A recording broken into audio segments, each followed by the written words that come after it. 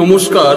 আজকে আপনাদের সামনে যেটা আমি নিয়ে এসেছি, বোকা কাকে কাকে বলে, আজকে সেই নিয়ে আলোচনা করব। একটু ভালো করে মন দিয়ে আর শুনবেন। বোকার মধ্যে এক, যে সব কথাই দেয় ব্যাগ। বোকার মধ্যে দুই, যে পরের চালে লাগায় পুই। বোকার মধ্যে তিন, যে পরের কাছে লেয় ঋণ। বোকার মধ্যে চার, পরের কথায় বউকে দেয় মার। বোকার মধ্যে পাঁচ, যে পরে ঝগড়াই করে নাচ।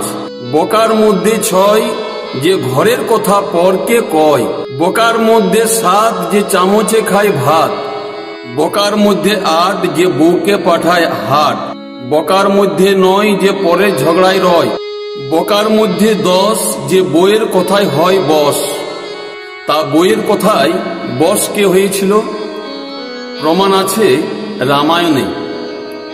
ওই রাজা দশরথ, তিনি বইয়ের কথায় বস হয়েছিলেন। সেই বউটার নাম হলো কৈকেয়ী। রামচন্দ্রকে 14 বৎসর বনবাসে দিয়েছিলেন।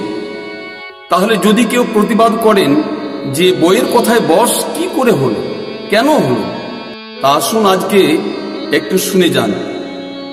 পুরুষকে বশ করার জন্যে নারীর 3টি গুণের দরকার। 3টি গুণ কি কি? না, একটা গুণ হলো বাপের বাড়ির থেকে যদি ধন এনে স্বামীকে দিতে পারেন, তাহলে স্বামী কিন্তু বশ হয়। 2 নম্বর হলো যদি কোনো স্ত্রীর বেশি রূপ থাকে, দেখতে সুন্দর থাকে, তাহলে রূপের দ্বারাই স্বামীকে বশ করতে পারে। 3 নম্বর হলো, এটা কোনো টাকা পয়সার দরকার নেই, রূপের দরকার নেই, স্বামীকে যদি কেউ সেবা করতে পারেন, সেবার দ্বারাই কিন্তু স্বামী বশ হয়। কিন্তু রাজা দশরথ ওই কৈকেয়ীর কাছে বশ হয়েছিল কেন?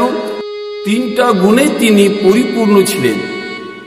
না, একটা গুণ হলো যেদিন রাজা দশরথ ওই কৈকেয়ীকে বিবাহ করে এনেছিলেন, সেদিন এত ধন দিয়েছিল যে এখনকার কেউ দিতে পারবেন না। এমন কি কাজ করার জন্যে একটা মেয়েকে সঙ্গে পাঠিয়েছিলেন, যার নাম হলো মন্থরা, বা ডাক নাম ছিল তার ওই কুব্জি।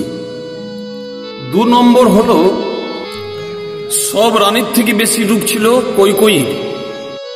3 নম্বর হলো ওই কৈকেয়ী স্বামীকে এমন সেবা করেছিলেন যে এখনকার কোনো মারা সে মতো সেবা করতে পারবেন না।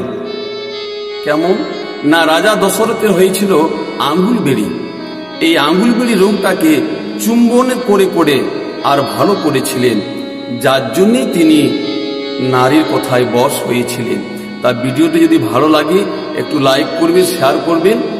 নমস্কার।